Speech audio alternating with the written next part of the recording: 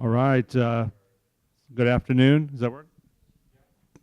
Good afternoon. Welcome to the Mob Museum. My name is Jeff Schumacher. I'm the Senior Director of Content here. Today, we're excited. Today kicks off a very busy fall schedule of programming at the museum. We're going to have events in this room. We're going to have events in the courtroom, as we often do. We're going to have events in our speakeasy down in the basement. And I encourage you to study the lineup on our website so you know exactly which ones you want to attend going forward. Really between now and mid-December, we're just going to be packed with events during the week and on the weekends. So definitely encourage you to take a look. Our speaker's topic today is something you might assume would be a common subject here at the museum, something that we've had many speakers talk about, which is organized crime in Southern California. In fact, over the years, we've actually had very few speakers deal with this topic. You know, we talk about New York and Chicago and Detroit and Cleveland and everything known to man, but California has not been a big topic for us. So we're working to fix that today. J. Michael Niotta writes about the history of organized crime in his native Southern California with a focus on separating fact from legend.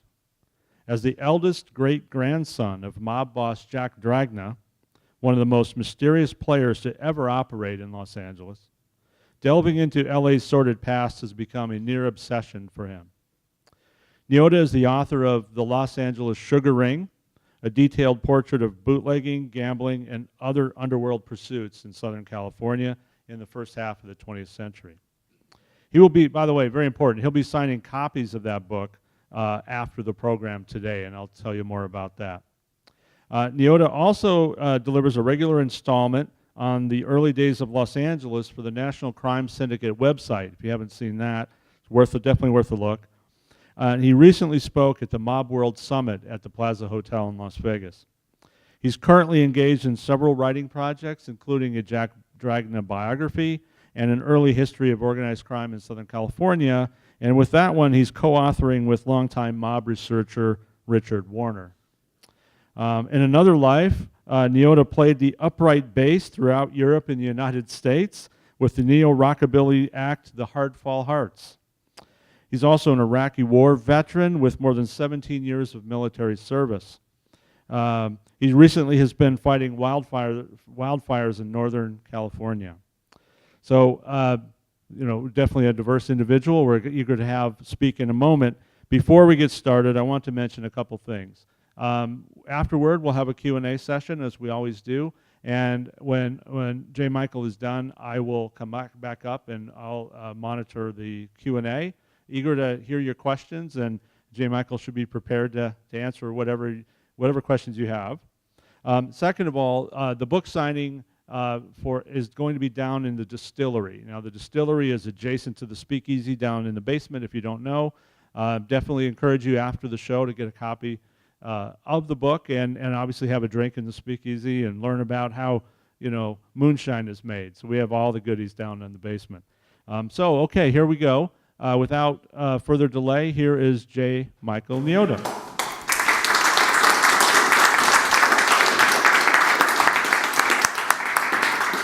Thank you, Jeff. First, I'd like to extend a thank you to Jeff Schumacher, Ashley Erickson, the rest of the staff here at the Mob Museum, my family members that came out, and some friends I see, and all of you here. Today, I'd like to talk a little bit about early Los Angeles. I'd like to shave some of the Hollywood mythology and clear up some of the inaccuracies that have long been hovering over my great-grandfather's head. That's Jack Dragna. Very intense agenda here. I don't know if we're going to be able to hit everything in the allotted time, but I definitely want to talk about perceptions and how they've been shaped by Hollywood. We'll look at the perceptions during his lifetime, leading all the way up until releases like Bugsy, Siegel in 1991. We'll discuss the origins of the phrase Mickey Mouse Mafia, talk about why Prohibition differed out in California, get into some of the political plays of LA's Italian colonies, and I really want to talk about how the machine moved out west. It was very different than back east. And I'd also like to talk about my grandfather's relationships, personal and business, on a national level, and then locally with men like Ben Siegel and Mickey Cohen. I don't know how much time we're going to have to talk about the Racing Wire or the McCarran Act, but I'm certainly going to give it a shot. Okay, John Bunton wrote, "Other cities have histories. Los Angeles has legends." That's very true. Unfortunately, we have more fiction than fact. So far we've had stories of invading Eastern gangsters, crooked cops, political racketeers, and Mickey Cohen. So the LA side of the Italian side of the LA story is still somewhere buried. Now, Hollywood hasn't been very kind to LA's Italians or very accurate in their portrayals. This slide right here is a presentation in its own. Unfortunately, we don't have that much time. But I'm going to go ahead and show you some of the perceptions, like I said, that were during that time and counter some of what you may have seen on the big screen. So Jack Dragna was not gunned down in his home like we saw in Gangster Squad. He died of natural causes in bed in 1956. Mickey Cohen is pitted as the king of LA, but in his alleged heyday, newsmen, police, law enforcement, they all poked fun at him on a regular basis. So there's kind of been a shift. And there's a very disturbing scene in the movie Bugsy that's farcical and exceedingly disrespectful. I'm going to show you some wiretapped conversations between Ben and Jack. They were business partners. They were very formal towards each other, and there's never any animosity. You'll see that in the conversations. Again, we see Jack murdered in the last book, an LA Quartet from James Ellroy, and that was White Jazz. He was smothered to death by a pillow while he was in the hospital bed. And Jack doesn't make an appearance in the movie adaptation of LA Confidential. That's because in the storyline, he's been deported. But unlike his more well-known contemporaries like Lucky Luciano, they were never able to deport Jack Dragna. They tried for more than 2 decades. Okay, very limited on time, so I do want to play a few minutes from this clip. So this went viral a few years ago, and it represents just about every misconception and inaccuracy about Los Angeles, the rackets, and my grandfather that I can think of. The primary sources are Carl Sifakis and J. Robert Nash, and these are the guys who give you the Mob for Dummy books, the encyclopedia books. Nash has over 70 books now. Sound research, facts, accuracy is not what these guys are known for, and unfortunately, this paired with the movies has kind of shaped the belief. Do you mind playing a segment of that for me?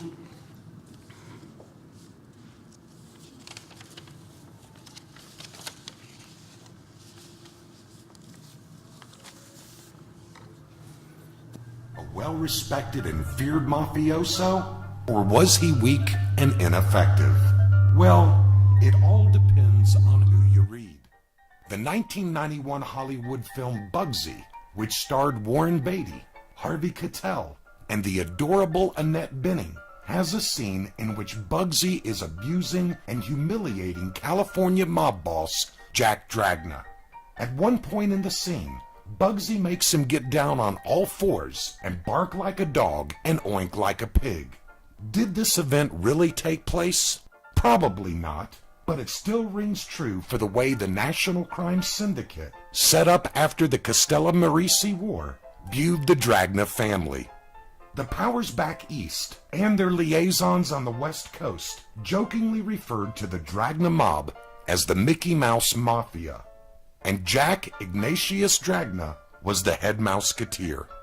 Born in Corleone, Sicily on April 18, 1891, Jack Dragna rose to the top of the California mob with the blessing of the syndicate, holding the position of boss for about 12 years during the 1940s and 50s. He was considered weak and a bumbling idiot by most who knew him. The National Commission allowed him to act as the boss of the West Coast, but according to some reports, they kept him on a very short leash. He wasn't chosen for his position because he was a mastermind of crime or a good organizer. Years later, one insider would explain He was simply the best of a bad lot. Dragna arrived in Los Angeles in 1914 and was convicted of extortion a year later. He served 3 years in the San Quentin prison. This video goes on for about 9 minutes. Despite numerous arrests on other charges.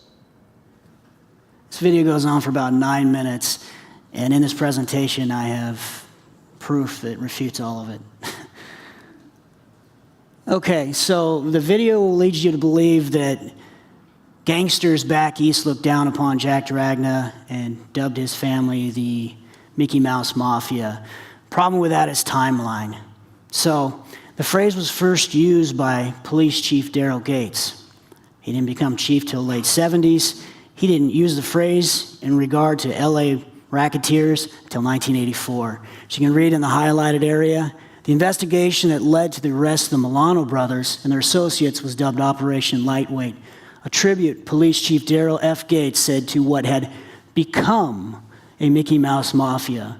And he mentions that the take was not mouse-like. They caught him with about 25 grand, and this was 1984. See, the problem is, if you look over here, the same thing was going on across the country. There was a change in the demographics in crime, so to speak. So law enforcement was on to their rackets, the way they operated, their numbers were dwindling.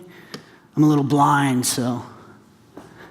As we can see here, in Cleveland and Denver, where mafia gangs once flourished, FBI officials say each city is left with a lone mobster who is made or inducted in a secret ritual.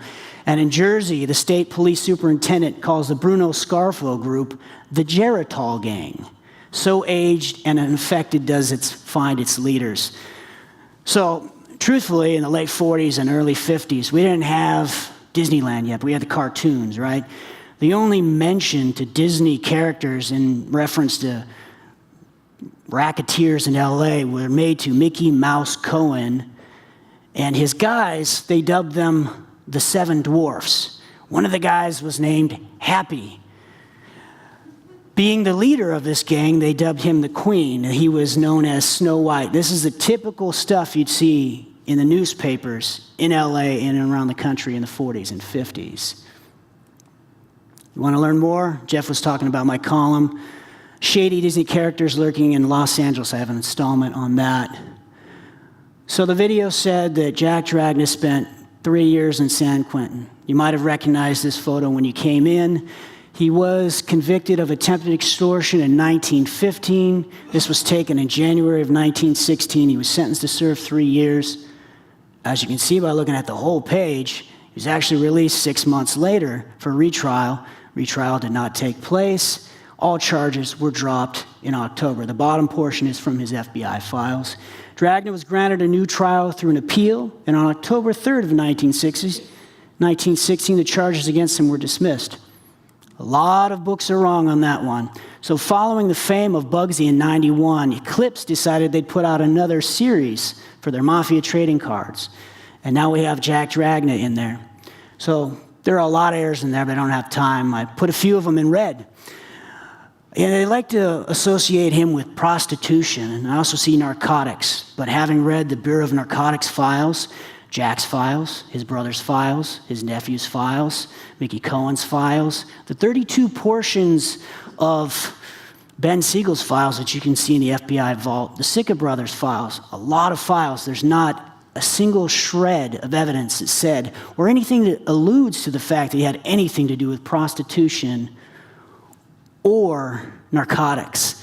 It says he was, in the early 30s, the Dragna's LA gang was too insignificant to be included in the meetings that created the National Crime Syndicate. That video mentioned the Castellammarese War and said LA had no part. They did, and I'll talk about that a little bit. Also, it says he was born Anthony Risotto. That was his father-in-law's name. It says he was born in 1899. Well, he was born in 1891 in Corleone. When he was 7, the family came to New York. He spent 8 years in the schooling system there.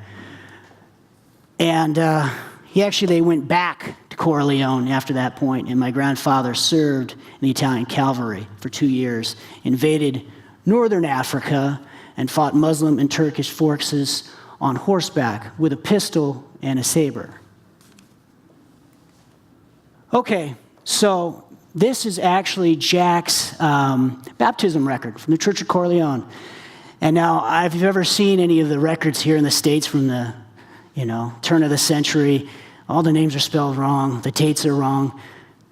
Now, in the church, they went by Latin. The records were very precise and detailed. As you can see here, he was born in 1891, and it says his name was,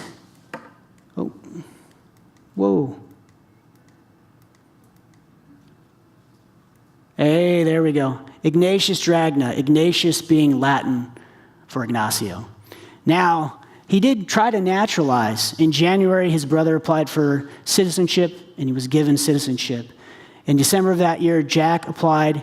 They turned him down because of his affiliation with the Monfalcone gambling ship, and that was in the newspapers.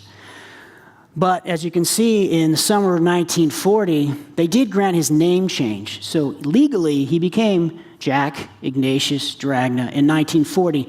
And Jack, from what his daughter, my grandmother, told me, is something he came out with on his own when he was a kid. In the public school system in New York, they made fun of a kid named Ignacio, as you can imagine. They called him Iggy, and he didn't like it. So one day he showed up at home and said, "My name's Jack." And he's been Jack ever since. So the crime writers will tell you that he muscled into the Monfalcone gambling ship. It was really the second known ship on the scene. Joanna Smith was there first, but they only did one season in the water before they were raided, seized, and sold at auction. Now, Jack actually was an original owner. Before they opened for business, one of the 5 owners gave a walking tour to newsmen. They said, "Come on aboard my boat and check it out." They wrote it up. Free advertising, right? It listed the 5 owners, their names, their addresses. Jack Dragna was living on Mettler at the time, and he was listed in the newspapers. That aside, the crime books will say that he tried to muscle in. So this is kind of the go-to book for people on Johnny Roselli, written in 91. So they got a little pass because it was before the internet was out there. There's a lot of errors in this book. As you can see here, they completely fabricated this scene here. So Ed Becker and Charles Rapley say that Jack Dragna is waiting on the docks, and they've got a smooth operator. He sends them in on the taxi, the water taxi, to go talk.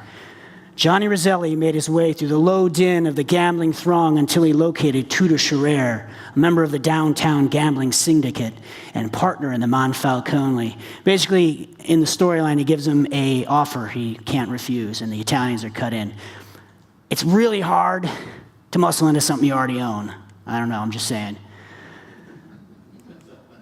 So Larry Gregg, an educated man, he doesn't really get a pass on this one because it's 2015. Great resource if you want to know about Ben. He shaves away a lot of the mythology. That being said, he did not do his homework on Jack. And he says, Dragna and Roselli coerced bookies and the owners of the gambling ship Monfalcone into sharing profits. From what I understand, he owned 25% of it from the get-go. Bill Friedman's another one that doesn't really get a free pass because he's a new school guy. This is a fantastic book if you want to know about the history of Las Vegas. It came out in 2015. Bill, I met him at the Mob World Summit a few months ago. We both spoke at the Plaza. Delightful man. Put his legwork in for Las Vegas. Being a footnote in a story about Vegas, LA, and Jack Dragna, they don't get as much attention. These are just some of the areas that I noted in the book. Now, see, we've got the underworld referred to them as Mickey Mouse Mafia. We got that he was convicted of extortion and spent 3 years in San Quentin. We know that he didn't. And he immigrated to Southern California around 1908 at about age 17. We know that he was in Corleone at that time. He got drafted because of conscription. Okay, I don't really have a lot of time to get into Jack Dragna represented Chicago. I will say this, in the late 20s, Chicago and LA were actually in a bloody feud. He did not represent Chicago. Jack Dragna was under Siegel's mediating authority. We'll save that till the slides for Ben Siegel. Dragna's gang never totaled more than a dozen members. Now this is laughable because if you've ever read The Last Mafioso, Jimmy the Weasel Fradiano talks about the blood ritual when he was made. There was 45 to 55 made LA family guys in the room at the time. He estimated their strength about 60 or 70 at the time. And that was when they had 2 Northern California families. In the early days, It was just the LA family. And they had stills in southern Nevada and the Mojave. And my cousins and my great uncles, they drove that stuff all the way into San Francisco. And they pushed into the gambling rackets up there as well. So delightful book about Vegas, not so much about LA. So here are some perceptions about my grandfather in LA during his lifetime and leading up to the release of Bugsy. So Mickey Cohen, he's always pitted as Jack's big rival. In his book, he says Jack was very powerful and well-respected, but he got kind of lackadaisical. A couple places in there, he also says that he has a deep respect for Jack and his family. Now, James Regan, he's the guy who owned Continental, and he ran nationwide from Mo Annenberg before that. He was no cream puff. This guy was a Chicago gangster, and the Chicago outfit tried muscling in on this guy for years, and he told them to shove it for years. Finally, they shot him down, and when he did not die fast enough, they slipped mercury into his system in the hospital. And allegedly, with his dying breath, he said Jack Dragna was the Al Capone of California. And when I say allegedly, it's not some crackpot Carl Sifakis saying it, it was the California Crime Commission. They added the statement did not overestimate his importance. Now, Estes Kefauver's committee in 1950 said Jack was the mafia boss on the entire Pacific coast. Not LA, not Southern California, the Pacific coast, which included Southern Nevada. He also called him the kingpin of the Southern California bookie syndicate. Now, in the mid-'60s, a confidential informant, I believe it was Frank Bompensiero, said the Dragna brothers were utterly ruthless, domineering, and extremely ambitious. It was another thing that Bill Friedman had said. Jack lacked criminal ambition.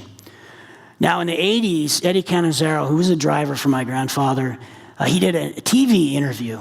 And he's very proud in the video to say that he was affiliated with my grandfather. He said he was one hell of a honcho, first-class gentleman, top shelf everything, and he took care of his people. I was glad to be associated with that man. Now, a few years before Bugsy came out, one of the journalists at the LA Times said he was the only classic godfather that the city has ever known. And the article goes on to say that after he passed, their family fell to the wayside. Typically, now that is a total 180 from what we saw in the video and we see in the crime books, and even a little bit to the extent what we see in the museum, unfortunately. I'm hoping I can work with you on that, on changing that. Typically, when people think of the Italian point of view of the LA story, they gravitate to Ovid Damaris's book with Jimmy the Weasel. Major flaw with that is timeline. This guy didn't get to LA until World War II was over, right? And he didn't become a member of the LA family until Ben Siegel got knocked in. That lived more than 30 years of life and rackets in LA that he knew nothing about. So I wouldn't go to that book. Now, a guy who was around during that time was another hitman who turned informant. That was Frank Bompensiero. There's 2 books out there about him, one written by a family member, one written with a family member. Neither book includes anything he told the feds. Now, Joe Bompensiero, he passed recently. He spoke at the museum. His book is delightful. If you're into mafia fiction, by all means, check it out. Eloquently written, not a scholarly book. A lot of dialogue in there, unfortunately. It's 97 to 99.99% fiction. Bad Boy started out as a series of articles in the San Diego Reader, which disturbed a lot of people. She did her homework, so if it's something that Carl Sifakis or J. Robert Nash said, and she actually interviewed them for her book, then she included it. Again, it didn't include anything he said to the feds, and he was an informant for a number of years until he was gunned down in San Diego in '77, shortly before I was born. This is a taste of some of the things he let them know. When the informant accompanied former LCN Los Angeles boss Jack Dragna to a meeting in Chicago with Al Capone about 1928 or 29, I think it was actually 1927. Informant explained that during those years, numerous inter-family killings were taking place and that peace talks were called by Capone. Like I said, they had a little bit of a feud going on. Capone actually came to LA in 1927, and the authorities escorted him to the train station the day after he got there. Dragna was accompanied by the informant and explained to Capone that their boss, Joe Artizone, was ordering many killings for little reason. Yeah, Joe did not need a reason to put someone under the ground. Okay, so Sell and Rob, Peter Moss, books about the formation of the New York Commission of Five Families. Again, LA gets that footnote treatment. They don't include anything about them. They say that they were too insignificant. Probably the only individual that mentions it that we know about is Mike Dash. And I've spoken with Dash, very educated man, UK guy, and his book is about the boys from Corleone, the first family, the Morello gang, Giuseppe Morello. And he talks about the tie between Corleone and New York and LA. It's there, you can smell it, you can almost taste it, but it doesn't deliver. The only guy who really did deliver was a man named Nicola Gentili. And unfortunately, his book has still not been translated. So, Peter Moss wrote a book with Joe Valachi, right? Joe Valachi got in front of the cameras in 1964, I think it was, and told the world about La Cosa Nostra. From what I understand, they coached this guy before those meetings with the information Nick Gentili told him. Valachi was a foot soldier. Gentili was an arbitrator. He traveled the country settling disputes between families. He was actually an acting boss for one of the families for a while. After he told the story to, I think it was the Bureau of Narcotics, he split for Rome, wrote this book, has not been re-released, 1964. I have a copy, I've sat there, and I've translated portions. Here's one of them. The first to go to the restaurant, which had been chosen by Maranzano, were the representatives of California and the far west, a dozen in all. So not only were they there, not only did they have a personal stake and contribute, they had the furthest to travel, and they were the first ones there. You won't find anything about that in Sell and Rob's or Peter Moss's book, but when it comes to LA, if you read Sell and Rob, according to him, when Bugsy Siegel, Ben Siegel, was murdered in that mansion in Linden, he was all by himself. And we all know that Alan Smiley was there, and there's some folks having a party upstairs. I am currently working on a book. Jeff had mentioned that. So hopefully we get that out in the near future. Please look for that. So let's talk about how bootlegging differed in California. So Prohibition, basically the Volstead Act was the list of rules for Prohibition. And it said, well, we're going to go ahead and let all of you make fruit juice, up to 200 gallons of it in your home each year. And we'll let you ferment it up to 1%. And what that translated is, and everyone said, hell, I'm going to make wine at home, right? And they did that all across America. And the key ingredient is obviously wine grapes, right? Well, 80+% of that item was grown in California. We had a virtually monopoly of it in California.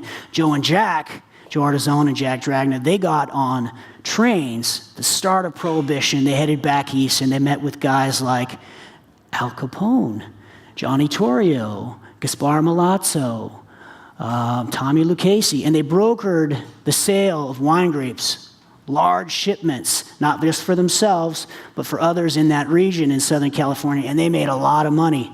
But there's a byproduct of that. In the LA Times, they told us that in 2013, Kent Crowley said, when Mafia members descended on the foothill communities to purchase grapes to ship back east, they ended up arresting many small family vineyards, wineries, and wine stores that populated Route 66 from San Bernardino to Los Angeles. So my grandfather's pitted as a gangster hood, but in his time in early LA, he was actually looked at as a Robin Hood, and the papers referred to him as a civic leader. So the LA sugar ring that he put together, the arrangement with Joe Artizone, involved my other great-grandfather, Big George Niotta. Now his Italian wholesale grocery company was run by Artizone's cousin, Frank Borgia, and they supplied all the sugar, yeast, metal cans, vats to all the hidden stills throughout the Mojave, southern Nevada. Now, Big George's youngest son married Jack Dragna's only daughter. Big George's oldest child, Celie, she married Johnny Cacioppo. The Cacioppo brothers, they're the ones that picked up the stuff from the stills, outran the cops in them little cruisers. They're also the ones that drove the big trucks from there all the way into San Francisco. They're the ones that unloaded the boats that brought on our product from Mexico and Canada, the genuine article. Tony Cornero is noted for that. We did that as well. There's a lot of information on this, and lucky for you, I wrote a book about it. So I don't have much time to get into it now, but that picture in the corner there, was taken from my grandmother's photo album. She passed a few years back. The little fellow, I'm going to cut him out in there. My Uncle Frank, he's about 3 years old in the picture, and he's down there digging with a shovel. So yeah, this probably was taken in about 1927. Okay, so when my grandfather came to Los Angeles, the Italians weren't running anything. Now, they were actually killing each other. There was a lot of vendetta going on, and my grandfather was a part of this wave of men who tried to unify and consolidate all this power under one banner. And then once they did that, they began to challenge what was already in place, and that was a political group of racketeers known as the Combination. I've heard them referred to by many names. This slide here is a presentation on its own. They went ahead and charged these guys. Now, their claim to fame was they inserted a man named George Cryer into the mayor's office, and that allowed them to thrive. And what you'll notice is some of these guys on the screen here are the founding fathers of modern-day Las Vegas. What do we got here? Guy McAfee, Milton Farmer Page, Tudor Scherer, Eddie Nealis, Chuck Addison. There's pictures of these guys downstairs. None of these guys would have left Los Angeles, where they were very comfortable, had they not been pushed out of LA. And the main reason, the main pusher on that one was Jack Dragna. Okay, so in the mid-20s, my grandfather started a political organization for the Italians with Joe Artizone. So Paul Lieberman, he chalks it up to old-fashioned politics playing to the ethnics in his book Gangster Squad, but there was a much deeper level. It was like the Italians playing chess with a combination. So if you read the 1953 Special Committee Crime Report, it just basically says, oh, this was a muscle outfit. Now, they got that information from a meta-analysis that Chief William H. Parker put together in 1950. It looked at the first 253. It looked at the first 50 years of police reports, coroner reports, and they painted a picture. In this document, one beat cop, what you see in here. Now, what probably happened is he was confusing two organizations. So the Italian Welfare League was open to anybody of Italian heritage. They had thousands of members. Let me repeat that. They had thousands of members. What they're talking about there was another organization that was a little more selective on its membership. It was strictly Sicilian at that time, and they never had that many members, at least not on the West Coast. So why'd the league form? I said it was a little bit of chess. So remember I said, we can go ahead and make 200 gallons of wine? Well, Prohibition, the Volstead Act also said each state can kind of regulate themselves. In California, they said, we're going to come out with this California liquor law. So in 1923, the California liquor law said, I know the rest of the guys, they can go make wine, but now you guys can't do that anymore. And as you can see, that hit the Italians in their pocketbooks and also in their culture. I mean, that wine, grapes, it was part of the culture. It was ingrained in their society. So another thing that the Riot Act did is it gave all of the power to wield over law enforcement, all the agencies, to the district attorney. So in the summer of 1923, the DA got too sick to continue. So a man named Asa Keys, he was a deputy. He got a promotion. If you don't know anything about Asa Keys, like George Cryer, he was in the pocket of the combination. So in 27, Cryer was smart enough to say, hey, it's getting too hot, I'm getting out of here. He did not run for re-election. He left LA. Asa Keys wasn't as bright. 1928, not only did he get kicked out of his position, he went to prison. Okay, so shortly after he did sit in the role, he started all of these raids on the Italian neighborhoods. Not just their ranches and wineries that they had, but their homes as well. As you can see in the yellow on the right, all were charged with conspiracy to violate the Riot Act. On the left, you'll see, get a little picture of how my great-aunt Julia was. Miss Julia Dragna, wife of Tom Dragna, who operates the ranch, fiercely resisted the entrance of the officers. She was armed with a large club and landed blow after blow on several of the deputies before she was overpowered. So this wasn't an isolated incident. This was the combination saying the Italians are making too much money, let's go ahead and crack down on them. So as we can see in January of 26, Italians said we've had enough. They united to repeal that state Bright Liquor Act. As you can see here, more than 5,000 Los Angeles Italians organized a campaign for nullification of the Bright Liquor Act. That's quite a muscle outfit, I tell you that. They were backed by State Senator Pedrotti, also Senator McGroarty had their back. As you can see, the associates on the board were Jack Dragna and Joe Artizone. The other article, a couple months later, you see the lawyers for the Italian Welfare League, because they represented their clients. They held a mass meeting because the Italians were claiming that these guys were coming into their homes. They've been illegally entered, families insulted and humiliated by members of the LA County Liquor Squad. They were taking Italians out of their homes without warrants, taking them to the other part of town that wasn't too friendly to them, because there was segregation going on back then, and they put them in the jails that weren't too friendly. So, combination had Mayor George Cryer. All the efforts my grandfather did to kind of fight the right liquor law with the Italian Welfare League gave him a lot of sway over the Italians, and they were able to influence the vote, and they installed their own mayor, and that was Mayor Frank Shaw. He was ousted in 1938. Now, during that timeline, Jack also held an unofficial role. As I told you, he was known as the civic leader.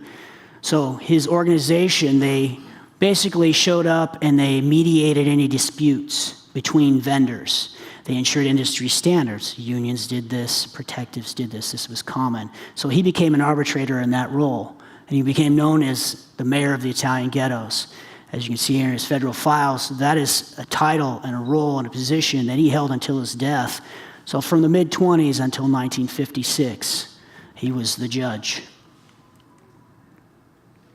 We already talked about, I have a column, but also the man who wrote the foreword to my book, and he's been here to speak as well, Warren R. Hall. Now, his book is special because his great-aunt Ganell worked for the Shaw administration. Not only did she witness all the corruption, she took a part in it, and she became rich.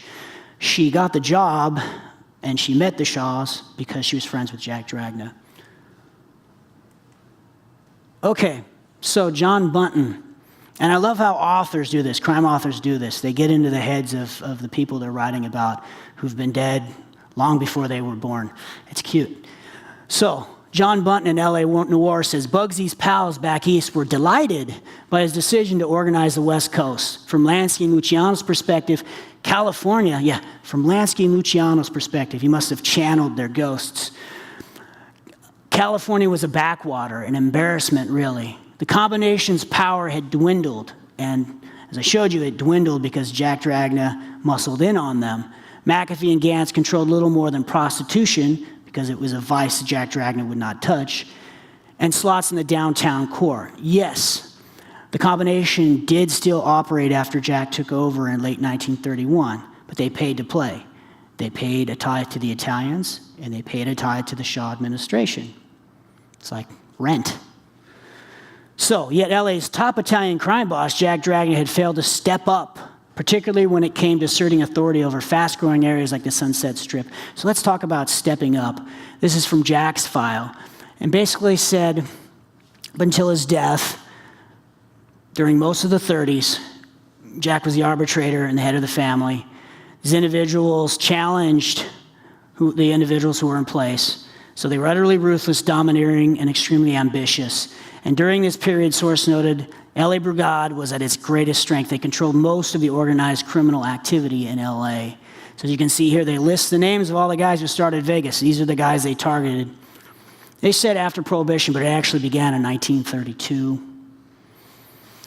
And according to the source, by 1940, and they were actually gone 1939 up here, the gamblers had left Los Angeles to the organization and moved on to Vegas. So they had, what were some of the hotels? The Pioneer, I'm not a Vegas historian, But yeah, they were involved in a lot of the early ones, and probably the earliest casino out here that I can think of was called the Meadows. It was here in 31, and Tony Cornero, who was an LA guy, he's the one that came up with that one. That one burned down, unfortunately. Okay. So once Jack took over in late 1931, they started muscling in on the combination.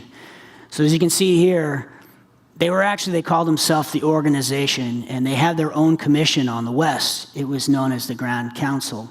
So the families up in northern end of the state, you had San Francisco and San Jose. Jack Dragna was their ear and mouth to New York. Among themselves and the outsider, they were referred to as the organization. The leaders of the group were known as bastones, sticks, because they beat everyone in line to get in line. As long as they could remember, Jack Dragna was head of the organization, and he was referred to as the old man. The top ambition of members of the organization was to sit on that Grand Council. And when they headed to New York, Jack Dragna and Joey Giamana at that point were the only ones who attend the higher echelon meetings on the East Coast. These were the New York Commission meetings. Yeah, their resources will say that these guys weren't important enough to come. They were there. Source advised that all of the members on the Grand Council, that was a sort of board of directors of the organization, were Sicilian. And the first one to break that mold was Johnny Roselli. He was an Italian. Okay, so let's talk about how the machine moved out west. Mickey Cohen complained that Jack wasn't able to put a lot of things together to the satisfaction of the Eastern people. And I think that was really just mouth service on Mickey's part. So there was no combination. Everyone was acting independently. His big gripe was that bookies were acting independently. If you know anything about the wire and how that works, if you're a bookie, you have to pay for the wire service or you can't operate. Now, they paid all that money to Gene Normile, and Gene Normile paid money to Jack Dragna and Johnny Roselli. So they got their money that way, rather than trying to knock on every bookmaker's door. Hey, buddy, you owe me $20 for that phone. That was Mickey Cohen's job. So another big obstacle for anyone trying to institute like a criminal monopoly in LA was jurisdiction. So as you can see here, this is from an FBI file. The source advises that in the East and certain large cities in the Midwest, the situation or outfit is highly organized. But in the Southern California or Los Angeles area, it's never been highly organized due to a number of factors, one of which is the many overlapping jurisdictions of investigative agencies. In LA County alone, there's a police department for many of the incorporated cities, a sheriff's department which operates in the same area, an investigative staff of the DA's office, and many federal agencies, all of which make it very difficult, almost impossible, to establish any connections with law enforcement which would be of enduring value. So during this time, the papers noted that there were 46 different law enforcement agencies in LA County. 46. So, I mean, you can pay off one set of pockets, but, I mean, you'd have to have more juice than Florida could give you in order to take care of this. So when Ben Siegel got there, by that time, Jack had been running things for 5 years in LA. There was a system in place. All-out dominance was not part of that system, but all-out dominance would not have ever flown in the City of Angels. So the mayor's office, they made money. The cops, they made money. The guys who ran the operations made money. Everyone knew where the vices were. It wasn't a secret. You go there, they stayed in their respective areas. So Jack Dragna had like the Prairie House, card houses sprinkled throughout the city. He had cafes like the Club Alabama. We owned that one. The Doty, we owned Club New Yorker, a lot of different places, and the gambling ships too. We had the Rose Isle and the Monfalcone. Okay, I don't have a lot of time to get into all of his relationships, but if there's a little icon on there, it's because we were buddies with them. Now, they talk about Jack Dragna trying to deport him because he crossed the border in 1932 from Mexico. But they never say what he was doing there or who he was with. Well, what he was doing there, this was about 5 months after the Castellammarese War ended. The New York Commission had just been formed. 5 families had just been formed. And what Jack was doing during this stay, they visited Agua Caliente. What he was doing is entertaining all the new family heads and representatives. So if you look at that passenger list, I know it's kind of small, but we have Cleveland boss Frank Milano, New York boss Vincent Mangano, also from New York, one of Meyer Lansky and Ben Siegel's associates, and that was Phil Kovalich. Salvatore Maranzano's former underboss, Angelo Caruso. Now, when the family switched, when Maranzano was killed and Bonanno took over, Caruso held on to his role. Bonanno couldn't make this trip specifically, but he came to LA later. He was very close friends. I have relatives who are still alive that remember the picnics between the Bonannos and the Dragnas in LA. Okay, so locally we have Jimmy Costa, and we have Jack Russell. Now, Jack Russell is just an alias for Johnny Roselli. He was there not representing Chicago. He was there because he was a part owner in the Agua Caliente racetrack. Just so you get a little insight in that, 1931, okay, Prohibition's still on. You can't drink, really. There's no racetracks really open because parimutuel gambling wasn't sanctioned in California. I think 10 states gave it the thumbs up right around the time that Prohibition ended. So it was like a seamless jump. So they hung out in LA, and then they went down to Mexico where he could show them the track. Now in 1928, this track opened, same year the Monfalcone opened. Grandfather was an innovator. His ship offered off-track gambling. 5 minutes. Oh, wow. I suppose you guys want to hear about Ben Siegel and Mickey Cohen. So we probably should move ahead. So there's theories that Ben Siegel was sent there purposely, and Jack took this backseat position, and Charlie Luciani told him that. It was probably fabricated by Bert Turkis, 1958 column. He's the one that gave us the term Murder, Inc. In truth, if you look at the article there, it's flip-flop from what we see now. So it says Jack Dragna, the Capone of LA, was Bugsy's most valued asset, and Mickey Cohen was the guy who went and picked up the sandwiches, if you can read it there. Yeah, he was a lackey. So several crime writers have really gotten it wrong. I'm going to go ahead and show you. Read this book, because it sums up the commission, because there's a lot of misconceptions about that. Big takeaway from The Wire is Jack and Ben worked together on this, as you can see from the federal files. They tried to muscle in on James Regan. They couldn't do it, so they killed him. The new guys played ball, so they started Transamerican.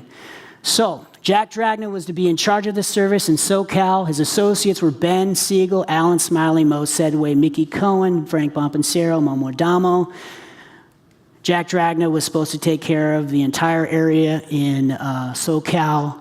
Ben was supposed to take care of Vegas. As you can see here, these are 1946, a wiretap conversation between the two. No subservience. They're very formal. This lets us know that there are other people involved. There's reference to, what's that little fellow telling? He's talking about Meyer Lansky. And by the bottom one, we can see there that not only does Ben Siegel not know who's providing the juice, Jack doesn't know either. So these guys, Ben and Jack, were the boots on the ground operatives for this. They did all the legwork. The other guys put in money. So Mickey Cohen, he likes to sell a rivalry. What he leaves out of his book is what's in the special crime report study. And basically it said, at the Kiefer hearings, there was a man named George Redston, and he worked for Russell Brophy. And Brophy's the one who took over for Gene Normile. And basically what Redston said is that Jack Dragna sat down with Russell Brophy before he was attacked by Mickey Cohen or Joe Sicca, and he said, I would like for Joe Sicca and I would like for Mickey Cohen to distribute your race-neuting service. Now, Brophy talked it over with James Regan, turned him down, and that's why his office was broken up. Mickey Cohen leaves that out because he's trying to sell a rivalry. Probably the biggest problem with Mickey Cohen is that he had this need to be liked and to be known. He worked with the LA Daily in '49 to do a series of stories about his life. And what the FBI files show is that basically what he said in those stories was not true. He was lying to them. He took credit for crimes he didn't commit, including murder, because he wanted to be considered a tough. Cohen is commonly reputed to be a braggart who at least, and this is from his FBI file, and you can find that online, who at least until most recently was anxious to be esteemed as a notorious tough, it appears probable the discrepancies between the admitted arrest and those reflected in his record come across as a feeble attempt on his part to deceive. He tried to take credit for Max Shaman's murder. He's got this scene in his book where the Shaman brothers come in and they got guns on them, and Cool Mickey says, "Hey, don't talk to me that way," pulls out a gun and shoots one of them, and then gets off on self-defense. In truth, as you can see here, that Hookie Rothman is the one that killed him. And Frank Costello sent $100,000 from New York for Mickey Cohen's release. He wasn't paying Mickey because he liked Mickey. He was paying Mickey to take the fall for Hookie Rothman, who was a heavy hitter that they valued. Expendable. They don't want him going away. Mickey Cohen, they can get rid of him. And here he tries taking credit for Benny Gamson's murder. Had nothing to do with it. Don't have time to get into a lot of this, unfortunately. 1949, someone on the inside said, Mickey Cohen, they're trying to kill him, and it wasn't just the Dragnas, it was people from Cleveland as well, because he opened up this town so nobody could make 2 bits. Any one of 1,000 guys could have been after Mickey, and that was cops as well. He got involved in the Brenda Allen scandal, and basically his meddling got the chief of police kicked off the force. He resigned. The new guy was a Boy Scout, and he had 200 officers, guys who were agreeable to the arrangements in place. He had them transferred in his first few months. So guys on the force, local guys and guys back east, all wanted to kill Mickey Cohen for the stuff that he was doing. If anyone was afraid in LA, it was him. He armored his car, he turned his house into a fortress. He went to the DA's office and said, please, assign me protection. There were several agencies guarding him. That was why it was so hard to kill him. He always had a law officer along with him.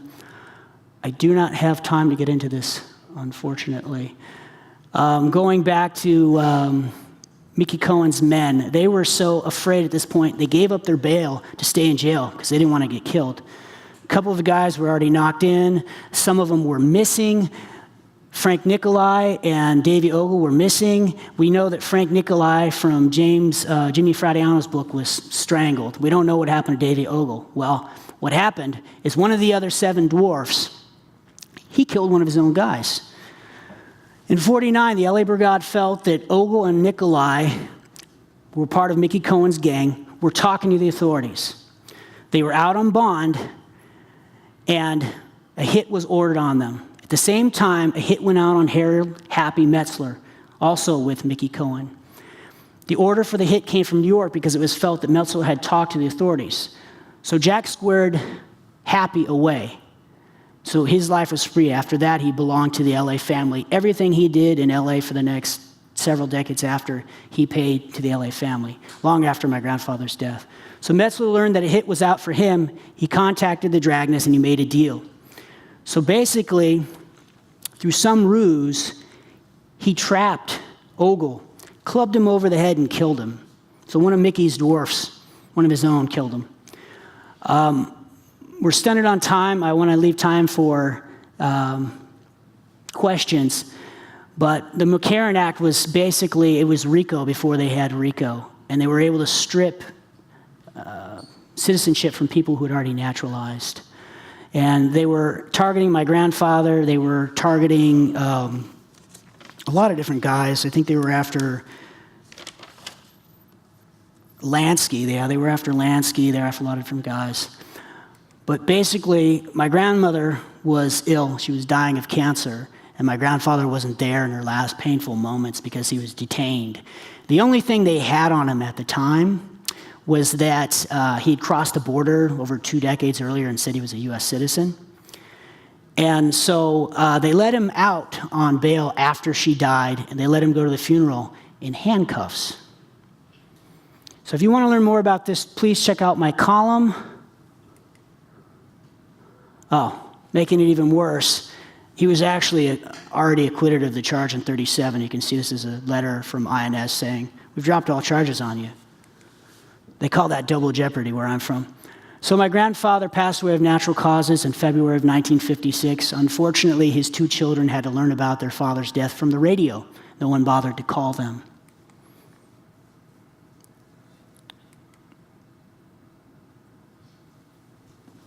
Thank you. Is Jeff around? There you go, Jeff.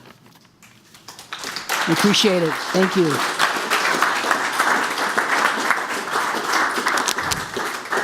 Thank you, J. Michael. That was very good. We want to definitely take some questions from the group about Southern California mob history. What you got? We covered a lot of ground really quickly, so here we go. Here's the question. I know you use the term Los Angeles. I used to live in, obviously, Orange County in Santa Ana. Did any of this filter down to little old sleepy town Orange County at this time, or was it all strictly just in the LA area? Oh, they say LA, but as I said, their territory stretched from the coast all the way into southern Nevada, and it went from the border of TJ into northern California. When the other families formed, they kind of drew a line for them, and I think it was Santa Barbara. So, I mean, that's a lot of counties. Yeah, the gambling ships off the coast were in LA and Orange County. Yeah. Another question.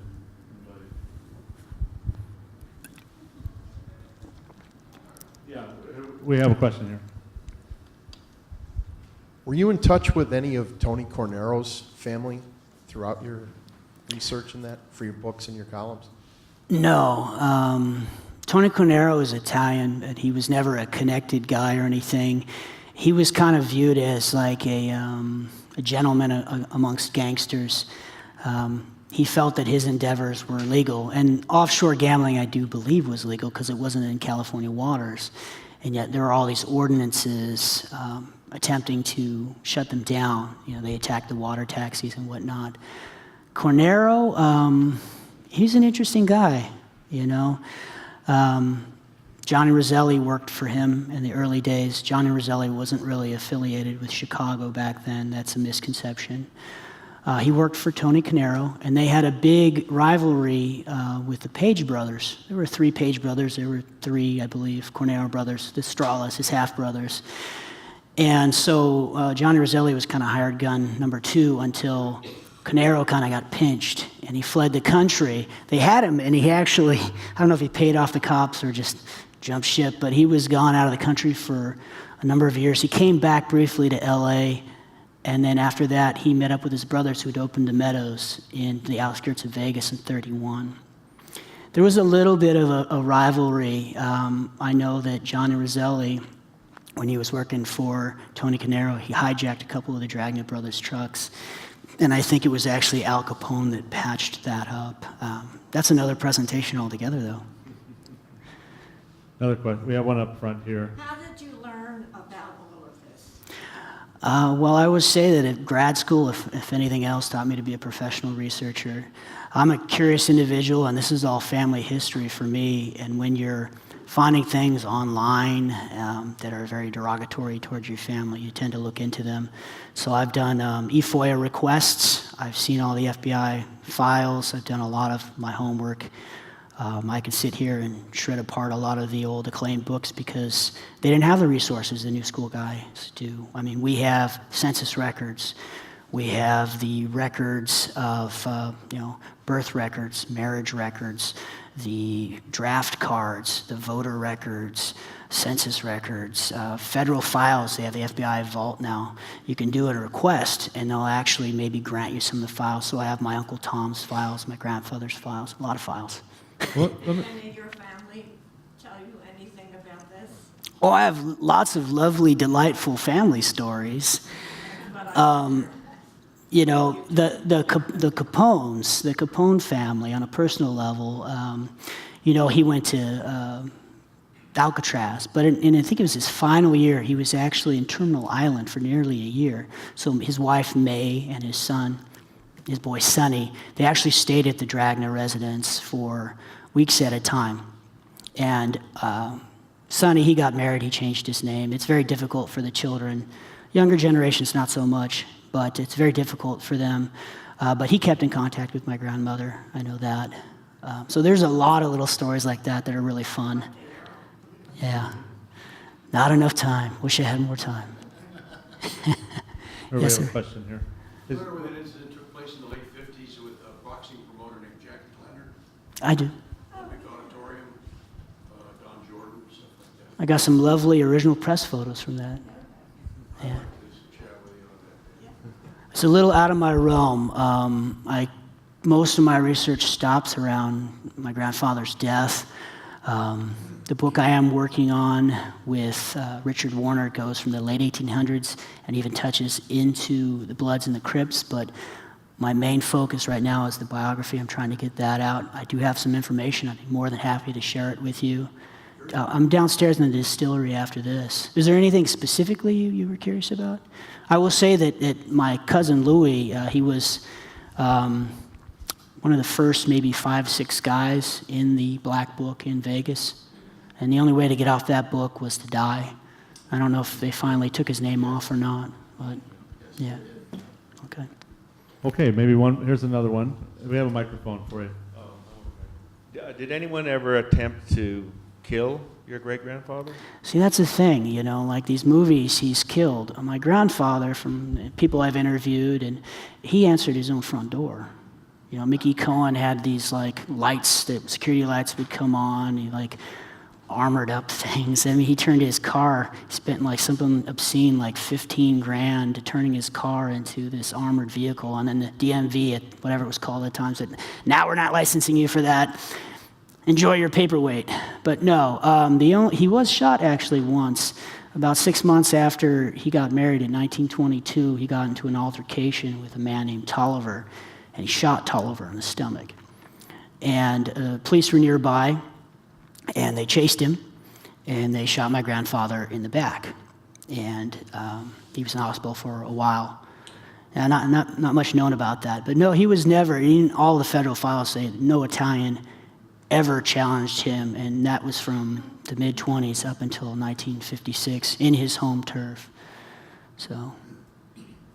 Question. The Dragna name today, the family, are there still a lot of Dragnas around Southern California? Okay, yeah, so I got to talk about the Dragnas. So it's a very common name in Corleone. It's actually pronounced Dragna, rhymes with lasagna. And so there were a lot of Dragna families in LA that weren't even related to us, and one of them was the Eddie Dragna family, and I've met Eddie's daughter. Oddly enough, they worked for Jack in bootlegging. But yeah, I mean, the names have changed over the years. I mean, over 100 years after my grandfather became friends with Tommy Lucchese, because their house was about 3 houses down on East 106th Street from Tommy Lucchese, our families are still friends. All the last names have changed, you know, maiden names change when you get married. But yeah, there's still a lot of Dragnas. Not all of them are my relatives, but there is no Jack Dragna. That family became the Niotta family. Yeah, my Uncle Frank, he never had any children. He had a hard time in life after his father passed. It's like I said, it's very difficult for the children. Very good. Maybe any others? This woman here looks very curious. Well, she has a lot of stories behind her as well. You look very methodical. Well, Oh, well, please meet me downstairs. I'll be in the distillery. I hope you have additional questions. I can talk for days. So I'm already losing my voice, but. No, the Vegas Niottas are in the front row here. I'm actually in San Diego. You live in San Diego? Yes. My family moved from LA to Kensington in 1953. We had a car wash between my Uncle Frank and my grandfather, and because of the Kefauver hearings, all the bad publicity, it didn't do so well and it shut down. So my grandfather, Stevie Niotta, he ran Maestro Music in San Diego. Yeah. So I want to thank everyone for coming and encourage you to come downstairs in a few minutes, and J. Michael's going to set up shop in the distillery where we'll have the books. You can ask questions and continue the discussion. Thank you very much.